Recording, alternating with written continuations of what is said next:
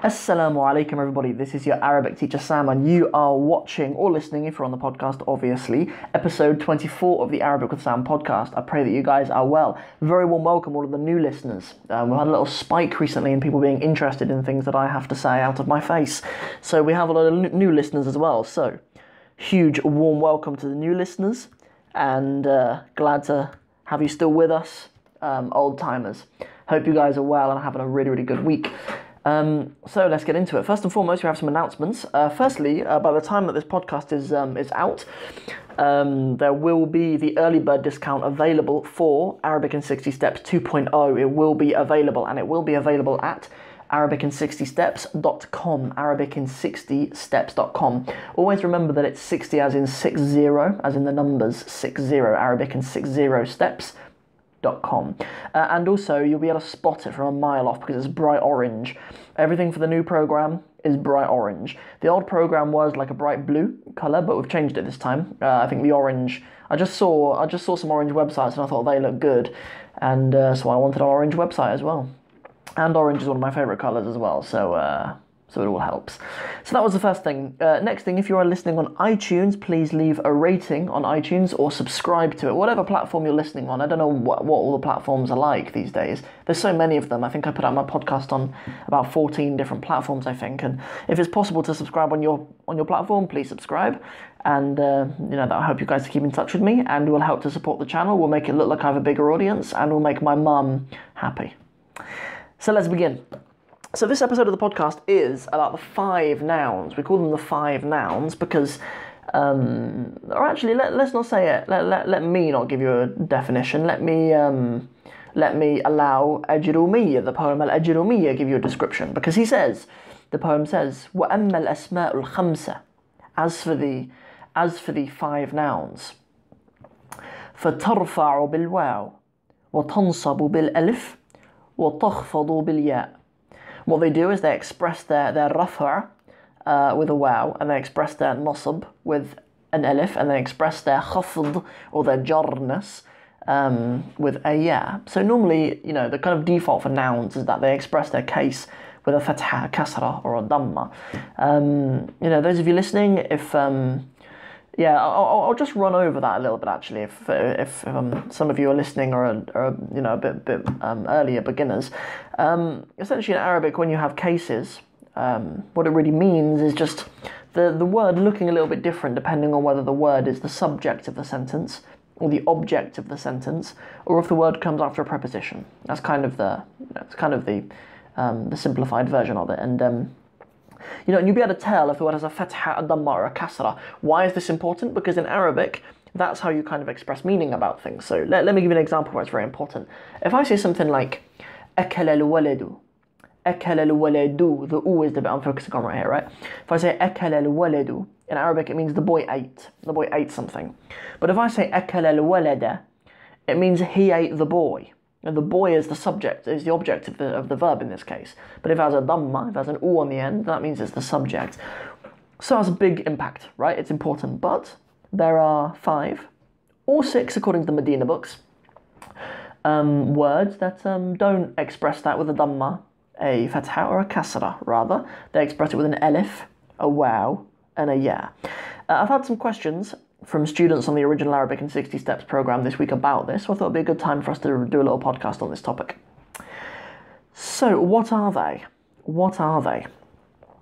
The first one is the word ab, meaning father. Okay, abun is a father.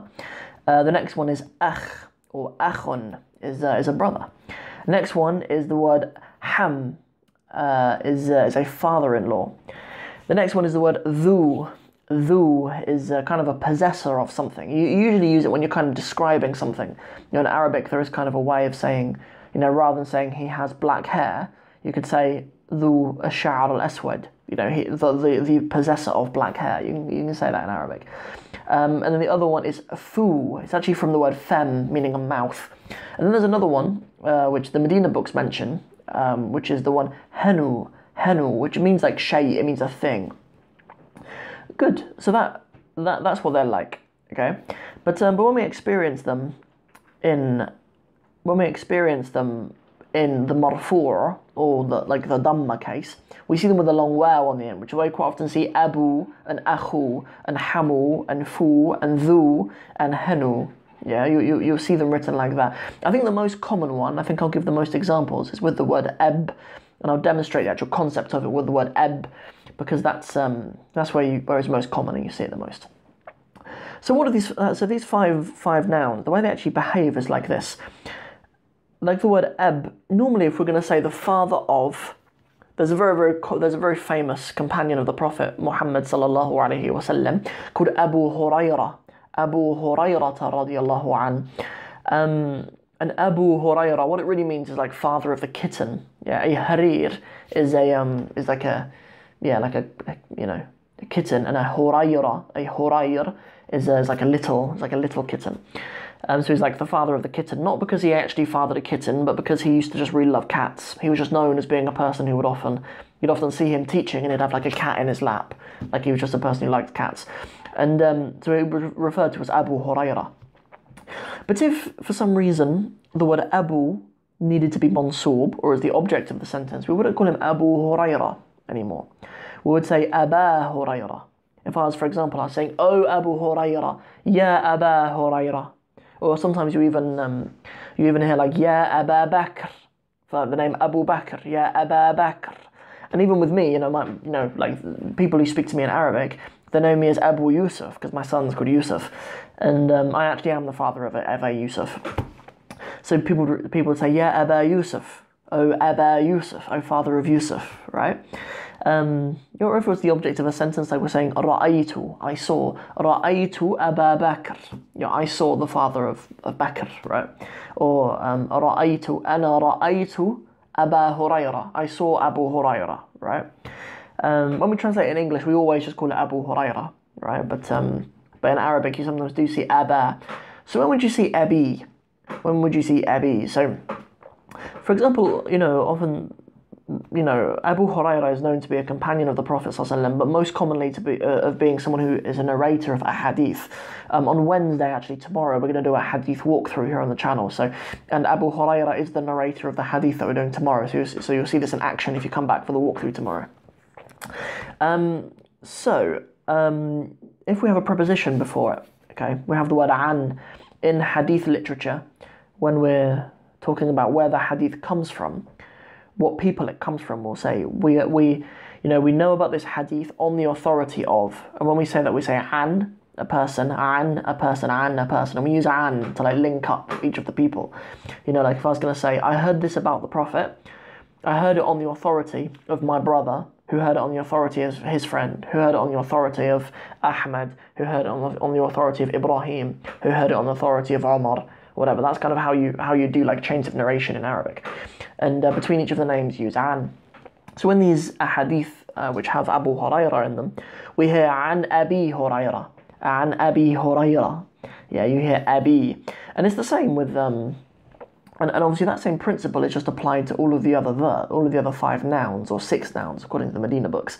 So for example, with like akh, yeah, akh has a plural, by the way. It has 2 actually. There's the word ikhwan. A lot of you might have heard of like the political and religious group Ikhwan al-Muslimin, like the Muslim Brotherhood. But yeah, ikhwan is the plural of brothers, and so is ikhwa, ikhwatun. They're both plurals. When you see the ta' marbuta on ikhwa, a lot of the time people think it means like sisterhood or something, or sisters, but it doesn't. It is the plural of brother. But yeah, we see akhuka, your brother, right? Akhuka. Or if I said, I was with your brother, ana kuntu ma'a akhika, I was with your brother. Yeah, say akhi in that case. And then what's the other one? Oh, akhaka. If I'd say, I saw your brother, ana ra'aytu akhaka. Yeah, I saw your brother. So that's how it's done. The next one was hamul, wasn't it? So yeah, it's really rare actually. It's nowhere near as common to talk about fathers-in-law as it is about fathers or brothers or anything. So it's less common, like when, without actually being taught this. If with most of my students, most of my more advanced students, before they're actually taught this, they usually only sort of think that there is like akh and ab and dhu. Hamul and hama and hami don't know. You can quite easily be studying Arabic for like a year or two and never even hear that. But yeah, but it does exist, right? It means father-in-law. It has a plural. Ahma, ahma is yeah, the plural of it. If we're talking about like a group of fathers-in-law, I don't know. Perhaps if you have multiple wives, then you do have, I suppose, multiple fathers-in-law. But yeah, but other than that, I don't know when you might use it. Yeah, if you say ahma'i, it's like my fathers-in-law. The fathers of all of my wives, maybe would probably be the only time when you'd ever use that. But yeah, anyway, so like, yeah, so you know, that you use it like the others. Like if you're saying something like, I sat with your father-in-law, maybe. Like maybe you went to a friend's wedding, you say, I sat with your father-in-law. You say something like, أنا جلست مع حميك. I sat next to your father-in-law. جلست مع حميك. I sat next to your hamu. Yeah. رأيت حماك. I saw your father-in-law. And then hamuka, it's just the word for your father-in-law. The next one, let's do fu actually first before we do dhu. Maybe we'll do dhu last because it's has some other things to talk about with it. But fu, yeah, so fu actually is all, if you look it up in the dictionary, it'll all come under the same entry of the word fem.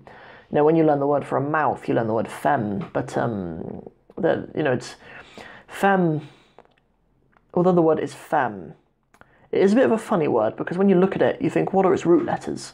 What are the root letters of fem? You know, very rarely in Arabic do we actually see words that only look like they have two root letters. And it's actually kind of a little sort of cluster of meanings with other Arabic words in it. So like the word fa, and there is also the word afmam, which is the plural of fem. And there's the plural afwah, which is the plural of fa. And they're all kind of, you know, with all of them, you say the root letters are probably like, I don't know, fa, wow, and ha, maybe with, like fa, ha, and meme or something like that. I don't even know what really you'd consider the root letters of all of them, but yeah, there's, yeah, and like, you know, afwa is used in the Quran as well. I don't have any examples of afmam being used, but, yeah, there's an ayah, a really beautiful ayah in Surah An-Nur, maybe ayah 14 or 15. It's after there's some talk about, like in Surah An-Nur in the Quran, it begins talking about sort of quite stern punishment for committing in marital relations outside of marriage, but like being caught for it, basically, doing it like in the public domain and being caught for it. There's quite a stern punishment for it.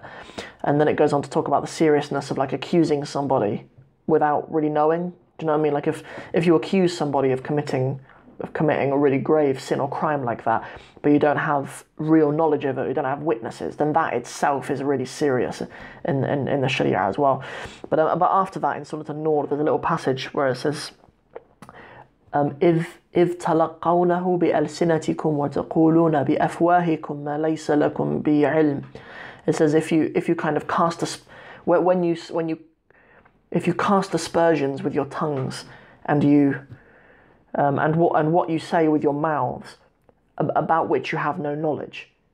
Yeah, so something like that. It's talking about how serious it is to kind of accuse people without knowledge. Yeah, uses some afwahihim, afwahikum, or afwahihim. I think it is in that case. Yeah, their mouths, afwahihim. But yeah, so the word we're actually talking about of the five verbs is fu and fa and fi. You know, I don't know if you say someone open your mouth or something like that. Yeah, iftah faka. Your mouth would be faka, or fi fika. Yeah, in your mouth. Yeah, and then fuka, your mouth. Yeah, I don't know what the context would be for that, but you can just say femuka, and famaka and famika.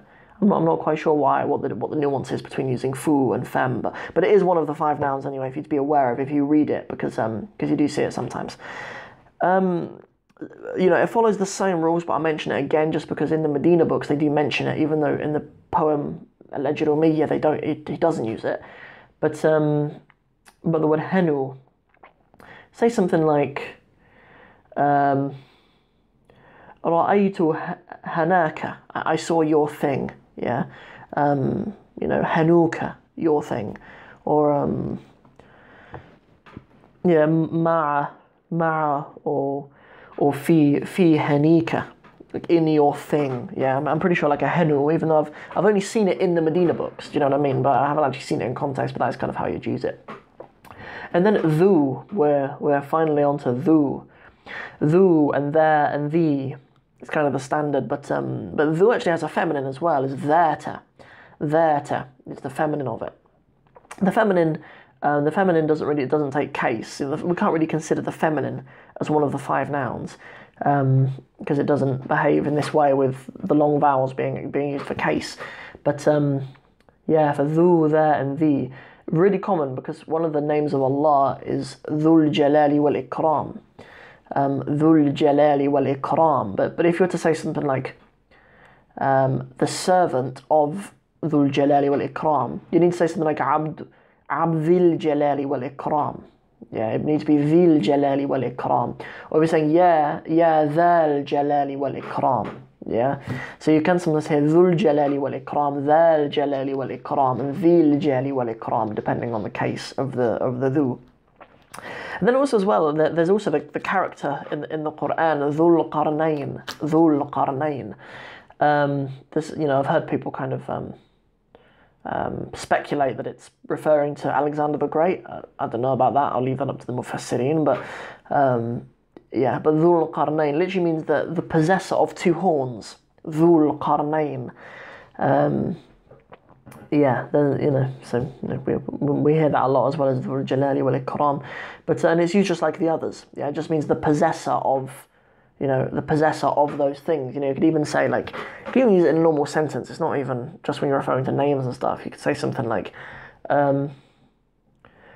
Athawru, the bull. Yeah, Athawru dhul qarnayn kabirun jiddan. The bull who has 2 horns.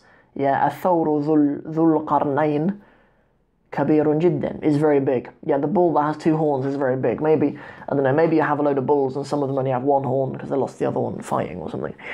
Okay, so that's everything for this episode of the podcast. How long was that episode? Let's have a look. Okay, yeah, it's about normal length of the podcast. We don't need to long it out anymore. Hope it's been useful for you guys. So that was just a little run through of the 5 nouns. Next week I'm planning on doing a little seminar podcast on the different uses of ma, because the word ma is causes quite a lot of confusion when students are trying to translate texts or something. If you were to have something like ma.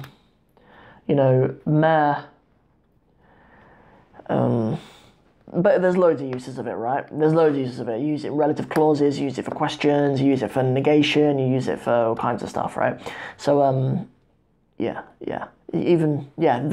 about 9, I think, just off the top of my head, 9 or 10 different uses of ma. So maybe in the next lesson, maybe the next episode of the podcast next week, episode 25, we will do that. It is still a desire of mine to have some of my ex-students on the podcast. And then when the Arabic in 60 Steps program launches, we're obviously doing early bird discount at the moment for any of you who want to join, but when it actually launches on the 1st of April, I'd like to, by then or around that time, have some of the mentors come on the podcast as well and introduce themselves too, because I'm employing a number of mentors to help me look after some of the students who are on the program. Every single one of the students who joins the new 60 Steps program will be assigned a mentor, who will check in with them every week. We'll make sure they're okay, give them study tips, give them advice, answer quick questions and stuff like that. So we'll have some of the mentors come on the podcast as well and introduce themselves to you, as well as previous students. I'm obviously quite sort of close personal, but I've become close personal friends with some of the students who have done the program, and it'd be nice for them to just be able to introduce themselves. But not everybody wants to be on camera or on podcast or on be recorded and stuff though. But we'll definitely find some. But if you're interested anyway, you can go over to the website and see what some of the previous students have said anyway. I've got about 6 or 7 different testimonials from some of those students who did the program and then shared their thoughts on it. So you can go to the website, arabic60steps.com, scroll down a little bit, and and you'll get to read or watch what some of the previous students have said about the program. So that's quite nice that we've got that now, because we didn't have that before. Obviously last year when we ran the original 60 Steps program, nobody else had done it before. It was kind of the first time it had ever been brought onto the internet, and now it's been revised and updated and improved by 20 times. So really exciting stuff. That's everything. Any of you guys who want to catch up with me on any of the platforms, please do so. Instagram, Facebook, YouTube, whatever. Get in touch with me, inshallah. If you have any questions, you're always very, very welcome to email me, arabicwithsam@gmail.com. And I really look forward to seeing you guys in the next episode of the podcast, episode 25, where we'll be talking about the different kinds of ma. See you guys then. Have a really nice day. Assalamu alaikum wa rahmatullahi wa barakatuhu.